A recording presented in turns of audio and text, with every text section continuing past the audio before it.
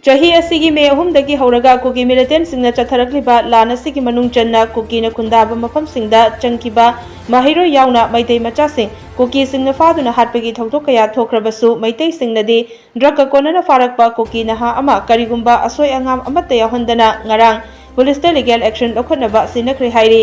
thokdok asigi matangda fangba pau amagi matung inna ngarang Nungtil Imphal West amadi Kangpopi District ki lonaba mafam amadagi Kanglup ki irang asigi akiba amata leitana drug yonabagidamak tampa kumlakiba Kangpopi District ki Courtland dagi Jangkholal Khongsai chahi kuntra mari apokpa Thangkhai Khongsai hairiba miyoi asi maitei khul ngakpa singna sapon kep anida purakpa heroin powder ka konana faki hairi Paraba Jangkholal Khongsai bu khul ngakpa sing aduna asogapan amata yahondana Kakching District ki wabagai lamkhai phauba puraktuna mafam aduda leiba Meira Paibi singda sinaramki tungda Meira Paibi singna Kakching District Police ki Additional SP Operation S Binoy amadi Additional SP Law and Order Romendro anina luchingba police team ama kauraba matungda drug sing aduga konana Kuki naha adu Khutsinnakhre Meira Paibi singna sinaraglaba Jangkholal Khongsai gi mathakta Hianglam Police Station na drug case ka mari leinaba case amasu lokhatkre hairi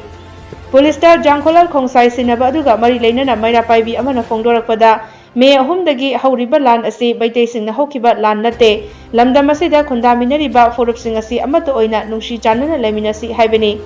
Kuki singnadi makoi ki area da changkiba maitai amata ngasi faubada hingna thadoraktri maitai singnadi drug konana faraba Kuki macha asi fauba matuna masoktana police ta sinabiri adubu Kuki singna lochinduna thamliba maitai singi hakchang singding asi fauba maitai singda sinarakpa leitri maramasina Lenga amadi Kuki singna maitai mahairoi ani yauna mangkiba asiba hakchang sing miyamda sinagadabani hainasu makhatana fongdorakhi ngasi aikoina achuk ningamdana leingai tanja asida Kuki na ko terrorism ki party singna ngasi drug ka konana aikoida khulai ga konana khuthana na bohona na pada koi khungak pa singna koi makoi bu phare adubu makoi singa se phabada koi dandi di yamna pininge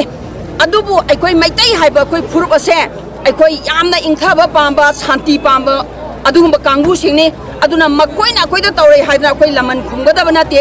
adubu aikoi gi mahairoi ani makoi na mafam marang khangandana huji phawbada leirise masi chap chana masi aikoi puthuhan biu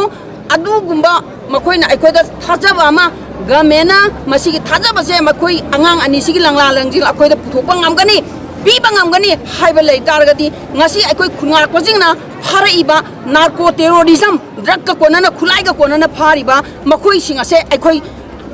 mari lainaba akoi authority da government gi side da akoi sinajagani maramaduna government gi side da aikoi da thajaba ma pibiu madudi akoi gi hoji akoi mafam marang khangdana sire haibasu khangdabi aduga da hingi haibasu khangdaba aikoi gi isa ani ase masi gi langla langjin khakdang de aikoi da phangan biyo masi phangan laba matung da ne aikoi makoi bu ne aikoi mafam sana aikoi sinajage aikoi na makoi da hat padukba kana ma amata aikoi maitai haiba jati sina tawjaroi maram aduna mang kriba isa ani ase masi gi tap jaba masi gi kain langla langjin duma aikoi da pibiu haidana aikoi sarkar gi maikai da hanna imai bel singna sarkar gi maikai da amuka ju hanna aikoi haijari machune maram aduna sarkar tumdana leibigano